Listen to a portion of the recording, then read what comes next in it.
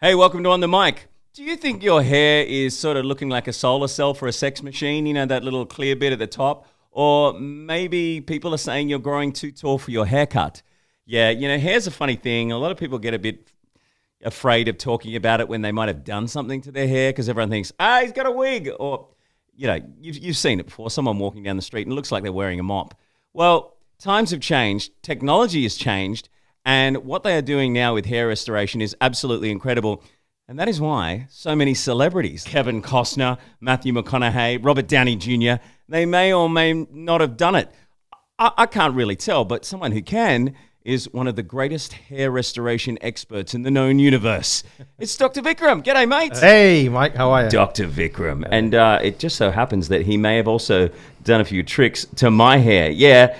You can actually cut hair from the back of your head and stick it in the front, strand by strand. Here's the guy that stuck it in me. I mean... Yeah, we'll edit that bit out. Okay, maybe that line doesn't work. But anyway, so we're going to do the big reveal. Should we do it now? Absolutely, yeah, let's go. And I'm trying out my new gear here as well. This is the new Rode Podcaster. It's absolutely amazing. I got it from Josh and my friends at BSG in Brisbane. If you need any sound and vision gear, these guys are the experts, sales, hire, repair. They've got an amazing showroom in Brisbane worth checking out. You can buy online, of course, as well. BSG. And look at this thing. And it's got sound effects as well. So actually, I was going to play this intro music. Yeah! Welcome to On the Mic with Dr. Vikram. Yeah! And we've got also a little bit of applause. Yeah. Like a monkey can use this. It's so easy if you want to make your own podcast. Hey, it's a joke. And now I'm going to do the big reveal with reveal music. You ready? Yep. Ta-da! Look at my beautiful fresh head of hair. Mate, you did such a good job. Thank you very much. No. With headphones on. So the way we came across each other years ago, I met Dr. Knudsen, who gave me a little bit of a hair zhuzh. Yeah. And years later, I was interviewing Mike Gunner, who's the Married at First Sight guy, who has the shaved head, but he was bald, but he got the hair tattoo. I saw the episode, A lot of people are doing that. Yeah. But anyway, he had so many people contact him about having the hair tattoo that he decided to become a hair tattoo expert himself. No way. So now he's doing it non-stop. Right. And so I noticed that you'd seen that, and we got talking. He said, why don't you come down to Melbourne? And I realised because so many people messaged about that show, because I talked about how the fact I had a little bit of hair put in. Yes. And I thought, well, people need to know because there's such a realm of secrecy around it. I mean, girls get their boobs done. They get these huge chunks of plastic or silicone stick in the front, or they're getting their bums done, and people getting abs put in, you're getting Botox. So what is the big issue with getting a couple of tiny little bits of hair out of the back and put in the front, and it actually grows? That's the thing I can't believe when I tell people. They go, oh, it's pretty short. And I go, I only had this done like a few days ago, and it's already, it grows. Yes. Well, I mean, the idea is that when it grows, okay, and everyone sort of wants instant gratification. And the problem with hair transplant, it doesn't give you that. Yeah. You know, you have a hair transplant today, you're not rocking with a full head of hair by the weekend. It does take 10 to 12 months to grow. Although the next day in Melbourne, I got on the plane, I didn't have a hat on, and no one noticed. And I can notice people's eyes, because, you know, people's eyes, they go, oh. You know, they're looking at something weird, but no, they didn't notice anything. But it's and I got a head shaped like a big peanut. You know, like Andre Agassi's head, how it sort of goes down in the middle. Well, mine's worse. It's like a valley. Right. So just to not scare little kids, I think it's better that I have hair on my head anyway. And everyone likes to feel good about themselves. Sure, absolutely. Like to feel good about the way you look. Well, you like to have to not pay for a new headshot and still look like the same one from a few years ago as an actor and as a presenter and all that kind of stuff. So well, the hair frames the face. So and it's really amazing what, you know, different hairstyles and having hair, how that affects, you know, the framing of the face. And in essence, therefore, people's self-image, self-confidence, and everything runs from that. Yes, and, you know, a lot of celebrities out there have had it done. Should we go through some of the celebrities? Sure. So is there any off the top of your head that you go, hey, that guy's had it done? Well, look, I mean, I don't know. I mean... Don't know for fact, but, you know, it's pretty obvious John Travolta's done something. Well, interesting. I saw you were showing me your laptop with with all the images there. And Yeah. I could say the one, and I was thinking, yeah, maybe this one's had it done, this one's had it done. Like Adam Levine from Maroon 5. Yes. Like, I don't think he's had it done. He's just shaved his I think head. he shaved his head. Yeah. I think Matthew McConaughey, if you look at it there, I mean, he's got, quite deep recession in that shot in the corners, and he's got a very flat hairline. I mean, if He's definitely done it. so potentially, yes. Yeah. But interestingly enough, John Travolta. What's going on with John Travolta's hair? The interesting thing with that is that I think for the longest time he's been wearing hair pieces. Oh, okay. Because he's, I think he's recently come out and just accepted that he's, I mean, I've seen pictures of him, over the last few years where he's been in various states of balding, and I think now he's just shaved his head. I think he's... he was on Jimmy Kimmel the other night and he had a shaved head. Yes. But, so over the years it was a hairpiece. It was a damn good hairpiece, though. You see him on the red carpet at movie premieres. It's like, wow, he's got a nice full head of hair. Sean Connery as well. Yeah. I mean, Hunt for the Red October. Yes. I mean, that was not his hair. No, not at all. No. Medicine Man. He had a big ponytail. Yeah, hang on a minute. Yeah. But like other ones like Ari Gold. Yeah. Oh, yeah. He definitely had his done. Yes. Billy Bob Thornton. Come on. Yes. That if you look at the before and that's after. That's not hair restoration. That's a wig for sure, don't you reckon? Look, I mean, here's the thing. Wigs these days look phenomenal. Yeah. And you can, it looks really natural. Unlike sort of wigs of old or hair pieces of old where you can go, I can, that looks like a dead animal pasted to you. It looks like a loaf of bread from a Vietnamese bread shop. It's like, some of it looks so bad. Yes, so ridiculous. I think the old, but the ones that are being made today, certainly good ones, good quality ones, very difficult if they're done properly. Very difficult to see, what's real and what's not. My dad's got one, and he said when he's not around anymore, he's going to give it to me as a family heirloom. There you go. Things can pass down from generation. Family heirloom. Anyway, just wait for the joke. So he years ago, back in the 80s, he had a transplant, and the rest of his hair fell out, but it was like these really bad concentrated dots of hair, and it looked like doll's hair. Like, what were they doing, drilling in people's heads back then? So look, I mean, that's essentially how hair transplant, how the technology has moved on. I mean, previously back 20, 30 years ago, they were using these plugs, and they were just cutting out little sections of 4 to 5 millimeter sections, and then like tufts of grass, just planting them in rows, which gave you density. But if the rest of the existing hair fell out, then yes, it did give you that doll's hair kind of look. So that's what's happened there. And what we've done is we've moved on from that, and not to get too technical, but now instead of moving out clumps of hair, we're moving around groupings of hairs.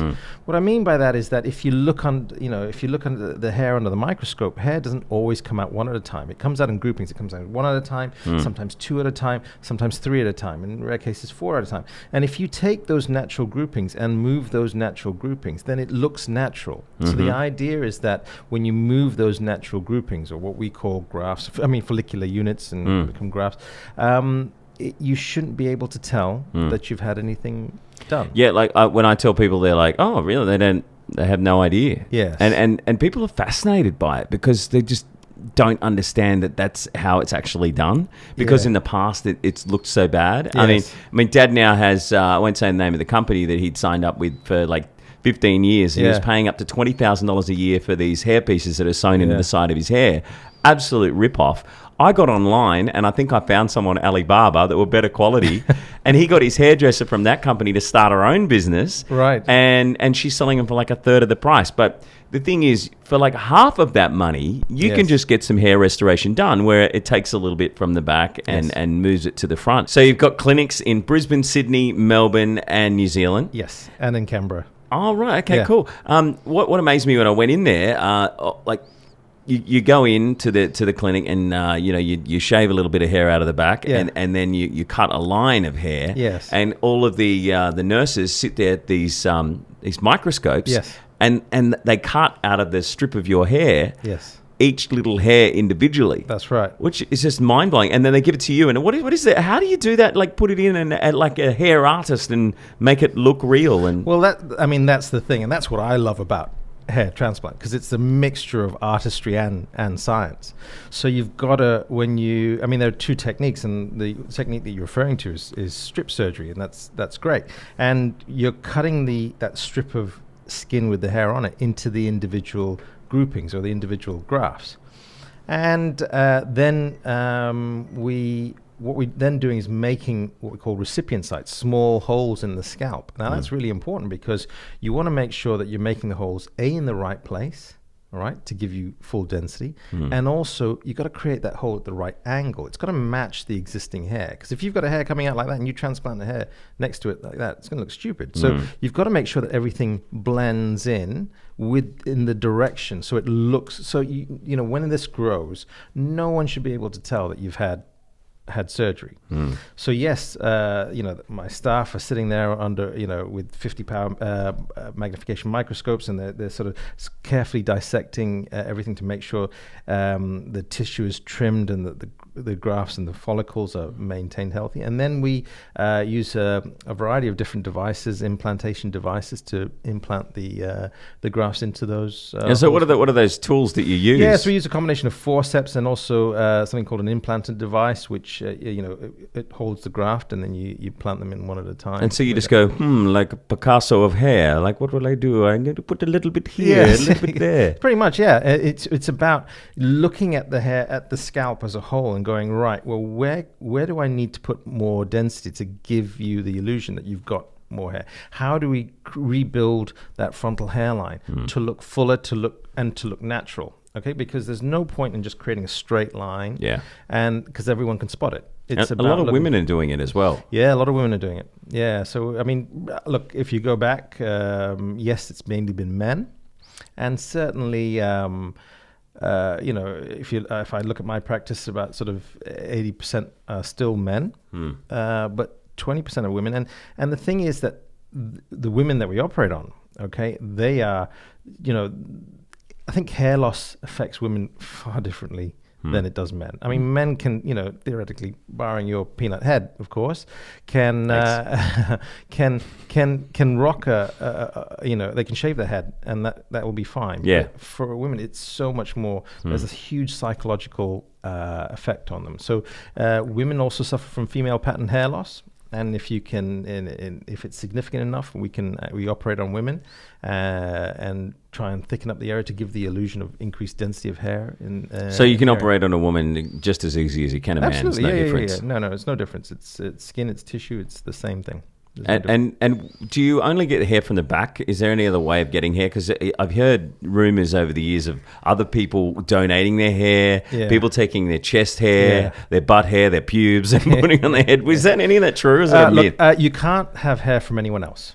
All right. So you can't? No, you can't. I remember seeing a movie once as a comedy. I can't remember what it was, and the guy was donating hair to another guy. The only exception to that rule, and I've never tested the theory, is if you've got an identical twin sibling, then because of the genetic similarity, you can theoretically donate your grafts to a balding sibling. So you'd want your twin to go, I don't care about my hair, but he does, so he can have mine out of the back. That's right. So that's the only thing. Otherwise, you cannot donate grafts or hairs from one person to another. To your next point, yes, you can take hair from anywhere and transplant it into your scalp, for example. So we do what we call body hair transplantation, which means that we can either take hair from the beard and transplant into the scalp, or vice versa. So people who don't have very coarse hair, though, coming from your base to your head. Yeah, so you got to be careful with that. I mean, you can use chest hair. I've used back hair as well, and back hair. Yeah. My brother's watching this. There you go, mate. So you can take hairs from different parts. The thing I'm always cautious and what I tell people is that you got to be careful where you put it. And certainly scalp hair is better on scalp. Okay, but if you're using other hair, say beard hair, yes, because it's coarse, it has a different sort of growth cycle. We shave every day, for example, so the hair does actually grow fast on the beard. You don't want it in very obvious areas. So you wouldn't rebuild the frontal hairline, for example, with beard hair. But if you've got a little bit of thinning in the crown, yeah, you can put a little bit of beard or body hair. What about if people couldn't grow a beard or they don't have a hairy chest? Can you take hair from somewhere else? And because yes. you know, so we do that commonly as well. Have a gap. Yes. So people who want to can't grow a mo. Exactly. So a lot of examples there. People who can't grow a beard or a mustache who really want facial hair, we can transplant scalp hair into beard. People who transgender, who are transitioning from female to male, who want facial hair, we can do the same there. So you can use scalp hair on the face as well. That's amazing. So you wouldn't want to go as far as to take it out strand by strand, would you? Oh, we do. Yeah. Yes. So you punch out the grafts one at a time from underneath the neck. That's how you do it. Yeah. Right. So rather than putting it in, do you use the same tool to take it out? No, we use different one. A different one. It's called follicular unit extraction, or FUE. It's for want of a better description, it's like a really mini apple core, which is on a motorized device. So if it's you're sort of coring around it, and then you extract them one at a time. That must be so small. Yeah, it's tiny. It's a 0.7 or 0.8 millimeter diameter punch. And it's a little machine as well. Yeah, it almost looks like a pen device, which is attached to a foot pedal, which causes it to oscillate and rotate.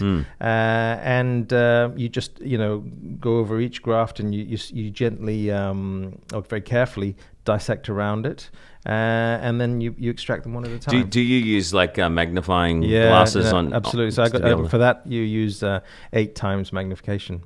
So you really want to make sure, because especially in that scenario, you want to make sure that when you're doing it, you're not damaging the grass, because if you damage it, there's no point in doing it. It's not going to grow. Yeah, because when you wax, they were just waxing their face, it's just pulling the hairs out. It's not pulling out the actual roots. No, absolutely. And it'll just grow back. So you pull the hair out with waxing or anything like that. You're pulling the hair out, but the stem cells ostensibly are still there.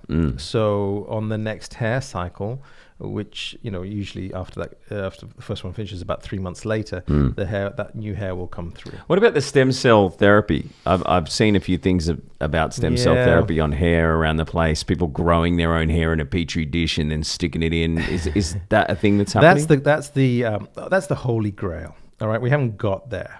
And ideally, if we can get to a point where we can take some hair of yours and put it in a petri dish and grow 1,000 grafts, 1,000 hairs from there, and then plant them, then we haven't got a problem. Then that's where we've been aiming for, and certainly that's been on the horizon for the last sort of 15, 20 years. And it's a slow progress. I think we'll eventually get there, but we're not there yet. I think we're at the point where we can grow these cultures of hair, but we're trying to get the matrix to hold it together in place. So it's on the horizon. It's not there, but I say it's been on the horizon for the last 10 years, 10, 15 years. So watch this space. Coming soon. One other thing that you are doing, which I was surprised when I went in there, you told me about, is the plasma from your blood, injecting it around your scalp. Yeah. Tell us about that. Yeah, no, that's really good stuff. That's called platelet-rich plasma. Okay, and so... Or the Kim Kardashian vampire facelift. That's right, yes. Okay, we're being open. I did try that when I was in LA. So PRP is essentially you take blood from yourself, okay, and you can't use anyone else's. You have to use your own. And then you spin it down with a centrifuge, and what you're collecting is what is known as the platelet-rich component, platelet-rich plasma, which contains the platelets, and it contains growth factors. And what you can do with that, I mean, there's a myriad of things where it's indicated. So people are using it for people got osteoarthritis in joints. Yeah, because I give blood regularly, and every now and again they say, "Would you like to donate plasma?" That's different. Is it different? Yeah, that's different, because that's whole plasma, which is used for not necessarily for cosmetic purposes, but for if people are unwell from that perspective. But for PRP, you're looking at taking only about 20 to 30 mils of blood from you, and you spin it down, and you should sort of collect about 6 to 8 mils of PRP. and you can inject that back into joints, into the face. It's very good for skin rejuvenation, and now we know you can inject it back into the scalp. And it promotes hair growth. Well, that's the thing. I mean, this is the problem. People sort of sell it as stem cell therapy. It's not stem cell therapy. As you know, you should be very clear about that. It does not make new hair. I mean, I can inject all the PRP I want on all the live long day into the back of my hand. I'm not going to grow hair on the back of my hand. Yeah. What it does is it actually stimulates existing hair to grow, okay, and to grow healthier. So what it will do is try and thicken up the shaft diameter of each individual hair. So it gives you that feeling that, oh yes, I'm thickening in that area. But if you looked under the microscope, not really good. If you had 10 hairs in a field of view, you're not suddenly going to get 20. Wow, that's incredible. So are there any other strange new technologies that they're looking at? So look, I mean, I think the thing at the forefront is the stem cells. That's where it's moving to. That we can ideally, if you're going bald, take a few, 10, 20 hairs from you and then grow it, regrow that into a larger population. Then you can transplant it into. What about the pills? People are taking all sorts of pills to help their hair grow. That's right. I was taking them years ago, and it didn't have any sex drive anymore. Really? So that's an important discussion, and it's a discussion I have with all my patients about it, because the pills, again, it's about what your expectation actually is. So there is no pill that I know of that makes you grow new hair. All right, so to save the hair you've got. It's to save the hair. There's Rogaine. So Rogaine, and there's a few other things like that. So Rogaine is a topical solution. It's minoxidil, and you can apply that. And again, what that does is it stimulates the hair to grow in a similar sort of way to the PRP. And then you've got things like finasteride and dutasteride. I think I was taking the finasteride stuff. This is like 13 years ago or something like that. I mean, interesting enough, finasteride is still, despite that, is still probably the gold standard. Really? In trying to prevent hair loss. It says on the box you might not get a stiffy anymore. Well, I mean, look, yes, but it doesn't say it in that exact text. No, yes, that's not the medical speak. Really, is it? But I think a lot of people that it happens to generally take too much. You actually need a very small dose. To actually, some people are just like, give it to me. I need more hair. I'm going to keep taking it. I need it every day. I need hair so I can get the ladies, but now I can't do anything with the ladies because it's not working. Yeah. So you actually need a very small amount of the medicine in the system to result in enough blockade of the hormonal pathway that causes the hair loss. So to try and prevent that from getting any worse. And be clear, the goal of the medication is to stop it from getting any worse. If you want more hair, the only way I know of adding more hair to a scalp is surgically to do a hair transplant. Move it around. Yes. And have you ever had any weird requests, like someone wants more pubes? I haven't had that. Have you heard of anyone doing that? No, I had one person. I think the weirdest one I had was wanted a unibrow. What? They didn't. You're making that up. No, seriously. Really? Yeah. And it was the first time I had that request. It's been the only time I had that request. Who would want a monobrow? Yeah, someone wanted a monobrow. It doesn't make sense. Well, someone wanted it. And so we had to... Was it a model and it's a special look that she was going for or something? No, but we created him very happy. So, I mean, you can move... Man or a woman? Man. He wanted a monobrow. Yeah. Maybe it's going to catch on, and there could be a new part of your business, making more monobrows for people. So I should advertise. Yes, we do monobrows. Okay, while we're going to strange territory, let's talk about really bad hair transplants. Yeah. Because you see them all the time, and you hear the shocking stories. I mean, if someone's looking into doing hair restoration by a doctor, someone who knows what they're doing like you, they'll go, okay, I'm just going to shop around and see if I can have a holiday in Thailand or Turkey and see if I can get it cheaper. Yeah. And some of the pictures that you see come up of people going to those countries and, going into dodgy surgeries. One of them I was looking at online. A lady was talking about how she went over there and they were doing 4 or 5 people at the same time. Yes. And the doctor was just overseeing. He wasn't even doing the hair surgery. And hers was a mess. It was just this like straight line, and she looked like a robot. Yeah, you got me on a point that I'm very passionate about. I think both Dr. Knudsen and I are actually quite passionate about it, because a lot of what we see is we do see a lot of people who have gone overseas to have procedures done. And I get why, because it's just, from a financial perspective, it's very cheap to go over there. And the marketing is insane. I spoke to a guy who came back from having it done and said it was just, they kept texting me and calling me and emailing me, and they offer, it's a flat fee for unlimited amount of grafts. Really? Yeah. So people come back looking like a Wookiee if they want. Well, that's the problem. Well, went to Thailand. Well, that's the problem, because they with this particular one, they took too much from the back, so the back looks all empty and bare and moth-eaten. So what do you mean they took too much? So they took too many strips? Well, in that scenario, they did the FUE, so they took one by one, but they just took too much. And the back now, because that hair doesn't grow at the back, okay, that now looks barren and moth-eaten, and for whatever reason it didn't grow very well on top, so he's now left in that horrible scenario where it's very poor coverage at the top and really poor coverage at the back. No, Mike Gunner on the Gold Coast can help fix the scars by going over it with the tattoos. What's some of the worst ones that you've seen? Because you fixed those horrible examples. Yeah. So, I mean, we see a lot of different things, and again, over harvesting, that's a real tragedy. Now, I do want to say, all right, that, there are some really, really good surgeons in overseas, in all these countries, in Turkey, etc. But the problem is that most people that go there are not being operated on by surgeons. They're being operated on by technicians who are just literally there to take as much hair out from the back, and then they're, just putting it in any direction. Shuffle it around. They're not artists. Right. No, and then so, you ask what are some of the things that we see? We see hairlines that one side is higher than the other. We see hairlines where the hair is at the wrong, obviously at the wrong direction, so it's just growing out at the wrong angle, where the density is not right, poor growth. So a lot of these things, and it's with hair restoration surgery, it's 10 times more difficult to correct than actually do it properly from the get-go.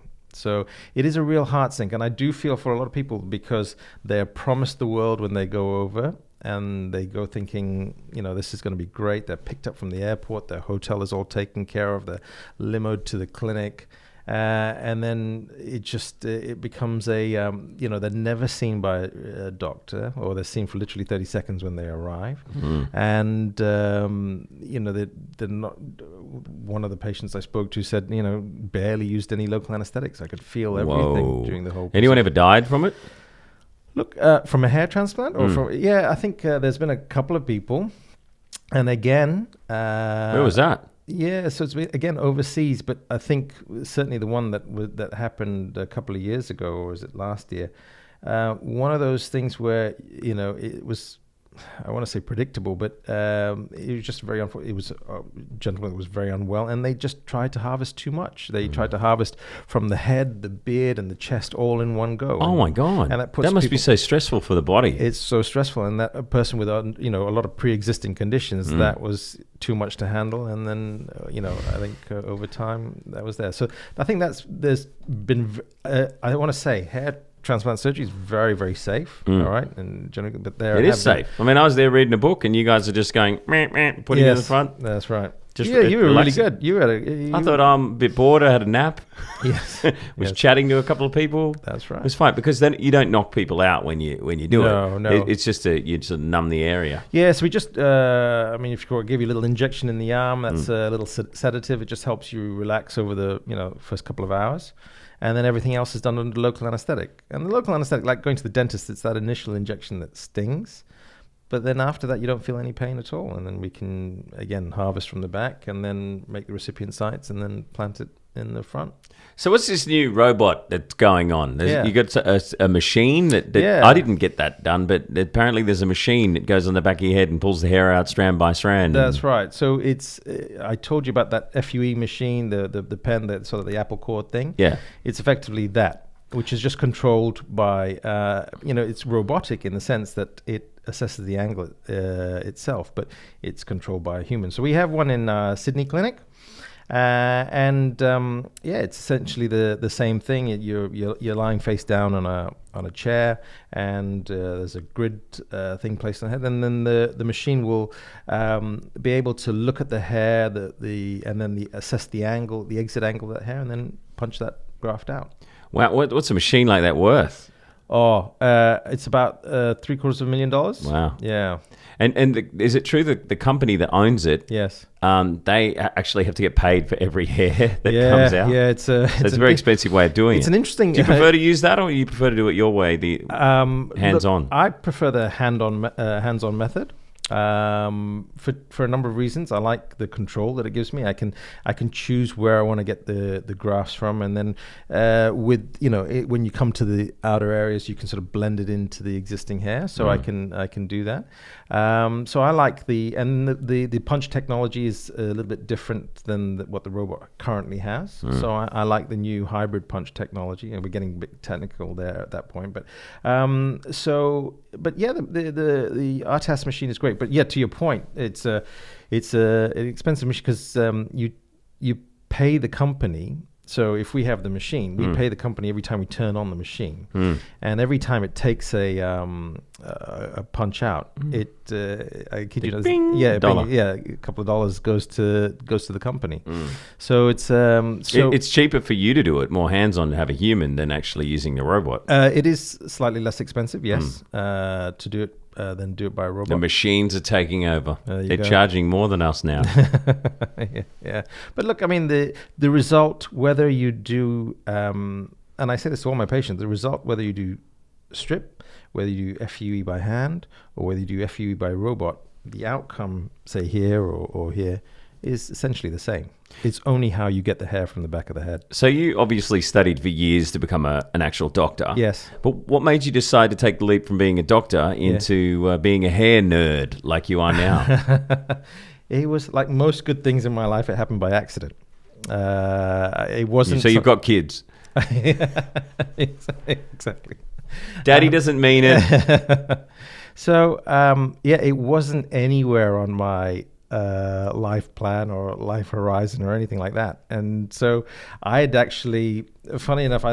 met a colleague of mine said to me, listen, have you ever thought about hair transplant surgery? I said, I didn't even know what that is. So I was doing a lot of cosmetic stuff at the time, and he's saying, look, I think your sort of personality, it sort of fits with your personality. And I said, okay. And he said, there's this guy called Russell Knudsen. He comes in and he might train you if you're keen.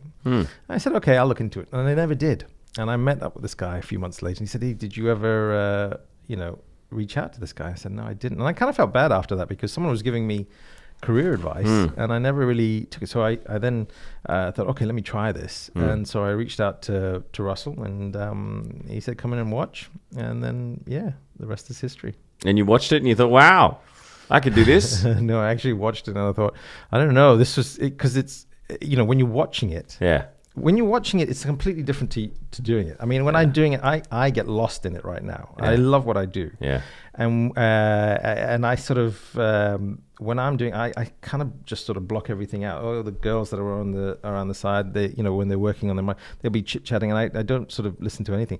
But when I was watching it, I was like, oh my God, this is very slow moving surgery. It's there's a lot, and just watching it, it was like, I don't know if this is me. Because how long are you standing there over someone's head, putting in one single hair at a time? You're there for quite a few hours, all right? So most of our surgeries start 7:30 or 8 in the morning, and most of them will go to sort of 4, 5, 6, What's the longest one you've done?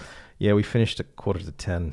One night. Wow. Yeah. How many hairs did you stick in there? Yeah, well, that was just it was just a very slow case. There was a lot of, it was just very difficult to harvest and very difficult to plant, and we were there. Why was it difficult? Different people have different skin.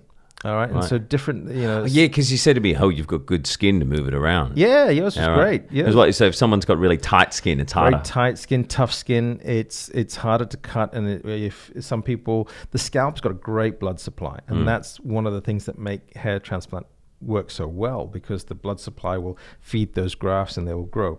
But sometimes people just bleed a lot. or sometimes the grafts don't sit well, and they slowly start to pop out. So you got to make sure, you've got to be meticulous. This is not something you can finish, start at 8 o'clock in the morning and you'll be done by 11. No, it sometimes is a long day. I mean, the quarter to 10, that's only happened once, and my staff have made me promise that will never happen again. So. Well, my buddy, Dr. Charlie Teo, he operates on heads as well, but he actually goes a little bit further than you because he's a neurosurgeon. Right, okay. And he's had to operate for 48 hours at one stage. And he said people feeding him drinks like he's an athlete, and he's, stripping down to his underpants because he's just exhausted and just needs to cool down, and plays music while he's operating. Do you play music, or how do you entertain people? Because people are awake when they're getting this done. Yeah, so there's a variety of different things. So we can have music in the background. Some people, will choose what kind of music they want. They can read books. They can play on their phone. They can watch movies. It's at the end of the day, it's very relaxed. Unlike your friend, I mean, you've experienced it's very relaxed in theatre. So we can stop you for lunch and we'll feed you for lunch. If you need to go to the bathroom, we can down tools and off you go, and then come back in. And the same is true with me. I say that sometimes I'm there for 7, 8, 9 hours. I'm not, I have the opportunity to take a break and refresh and come back while various parts are being done. So it's generally a very relaxed sort of environment in theatre. I mean, I should ask you what you felt, because you were the one who sat through the whole thing. Yeah, it was great. I had about 5 lovely young ladies to chat to. That's right. While I was getting it done, and I was chatting to you, and when I wasn't talking to them, and you dozed off for a bit, and no one was talking for a while, and I thought, well, I'll have a little nap. Yes, and I did, and and this is what it looked like. It's a ridiculous time lapse. I think it's deserving of this. Thank you. Yeah, is that the first time you've done a time lapse of someone? Yeah, no one ever done that. Yeah, you were the first one who said, "Oh, look, I want to set this up and do a time lapse." I thought, I have no idea what that means. Okay. No, that was cool. It was a really relaxed atmosphere. Everyone's really friendly, and it's something that's really easy to get done. And if you're thinking about it, you should definitely book an appointment to go and see Dr. Knudsen or Dr. Vikram and have a chat and see if it's for you, because people should be able to just go and do it just like they go and do anything else to make themselves feel good about the way they look and the way that they have their own little public profile. That's right. Yeah, no, and look, the idea is that make sure you go see someone who knows what they're doing. I think because there are a lot. I mean, hair loss in essence is a multi-billion-dollar industry. So there's a lot of people out there trying to sell you a bill of goods on a variety of different things. So you want someone who's there for the entire journey, who's able to educate you on what your options are and do that. So, and there's lots of people out there that are doing it. So yeah, make sure you find Shane Warne. Haven't seen him on the Ashley Martin ads anymore. Well, he wears a hairpiece again. That's a hairpiece. It's not. Yeah, you know what? Oh, they call them units. I did notice that because I've worked with him a couple of times, and I go, I have a little look. He does those ads. I'm like, that's a hairpiece. Yeah, so I believe he does, and he markets it for the company that supplies him with the hairpieces. What does he feed it? That's horrible. No. I shouldn't say that. No. I remember because my dad has that, and I remember the first time my brother Lucas found out. He was about 7 or 8, right? And he was in a food court at a shopping mall, and he's sitting on Dad's lap, and he looked up and he goes, "Oh my God! My dad wears a hair hat," and it just echoed across the entire mall. And another time, sorry, Dad, I hope you don't mind. I'm sure he won't care. Another time, I remember we're going scuba diving, right? And it just sort of started to go like that in the breeze, like a clam. But I looked at doing that years ago. I thought, well, Dad does it. I'm going to look at doing it. But then I thought, no, let's go the whole hog. Let's do it properly. And it was nowhere near as scary as I thought it'd be. It wasn't a very intrusive operation.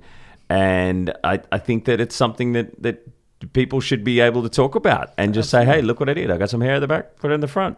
Easy. And I mean, to your case specifically, I mean, we're only, couple of weeks after surgery. Not even that. A week and a half. A week and a half, yeah. So this is very early stage. I'm not expecting to see anything for 2 or 3 months. And then all of a sudden it starts thickening up. And so, it's a gradual regrowth of hair, which for some people is really good because some, especially guys, we talked about the difference between men and women about, how they perceive cosmetic surgery, and some guys don't want everyone to know that they've had that done. So the gradual regrowth, where it doesn't, just a slow moving growth of hair, actually suits a lot of people, because people you work with or interact with on a day-to-day basis may not pick it up.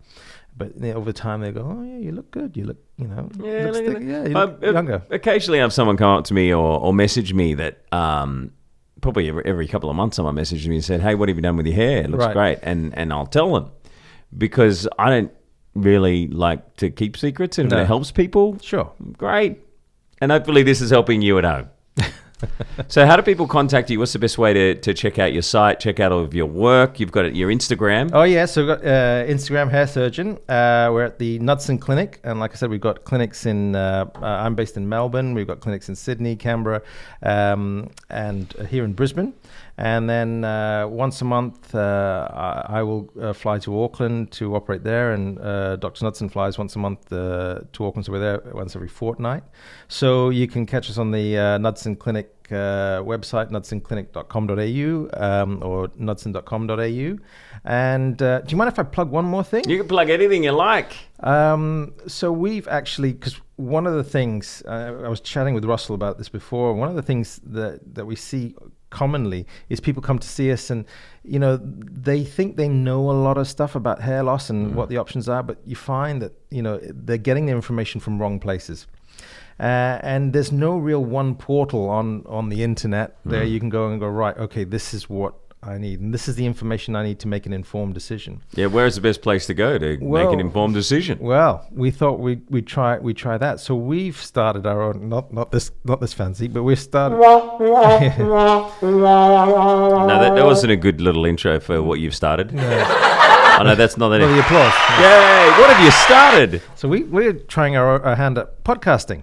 Oh, cool. Yeah, so we started something called the Hair Loss Show. Yeah. We're just in a few episodes in, and basically it is nothing to do, it's separate from the clinic, it's nothing to do with that.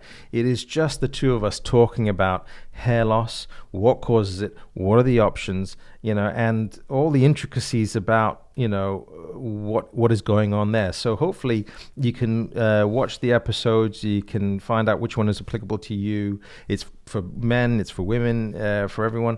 And then hopefully you can get enough information from there, and then be able to be educated, and then be able to make an informed decision. So that's on iTunes, on Spotify. It's will be. What's it called? The Hair Loss Show, and it's got its website. You get guests on there to talk about? No, we just you two, just the two of us. Huh? I was thinking I might get a guest spot. That's cool. No, you don't. No, that's fine. It's just you two hogging the limelight. That's fine. No, I mean the interesting thing and where it came up was that. Russell and I meet on a monthly basis, and some of the stuff that we talk about, I constantly go, I wish other people got a chance to listen in on that conversation, because that's Russell and I sort of going back and forth and going, what do you think about this? Or why should we try that? Because we're always trying to make, what we're doing, trying to better it. So you're trying to outdo each other, is what you're saying. Look how good my hair is. Look at my artwork. Yeah, well, also the opposite. Why haven't I got, why is this happening? So it's just a conversation between two hair nerds, right? And because we're really excited about hair, and just trying to listen in on that, and hopefully get tidbits of information. So that's my only plug. People who are watching this probably thinking as well, what's it cost? I mean, is this thing going to cost me $50,000? Like, what are the prices on it? So give people a rough idea. Yeah, I don't know the answer to that question. What I mean by that, because everyone's different. Everyone's different, and it really depends on what area you've got to cover. Okay, and what sort of density you're looking for, and the technique that you want to choose. All right, so again, it comes down to making sure that you are able to speak to your surgeon or someone who's going to do the open to get a good idea about what you need. And then if you go onto our website, knudsenclinic.com.au, we do have our price list on there. You get a rough idea there, and you can have a rough idea. But it's based on it's charged per graft or per 100 graft, and so there are there's the whole price there. So for me to say, it's somewhere between 5 and 15 grand, it doesn't help anyone, because it varies from person to person. Mm-hmm. If you've only got a small area, of course it's going to be a lot less. If you've got a full your scalp that's bald and you need to reconstruct the whole thing, it's going to cost a lot more. So It's like building a house. yeah, like anything. You want a bigger house? It's going to cost you a little bit more money. That's right. Dr. Vikram, thank you so much. Hey, Mike, pleasure. Thank you for having me. I really appreciate it. Thank you, Russell Knudsen and the Knudsen Clinic, the knudsenclinic.com.au. That's right. If you want to find out any more, and make sure you check out their podcast. Thanks very much. Wait a minute.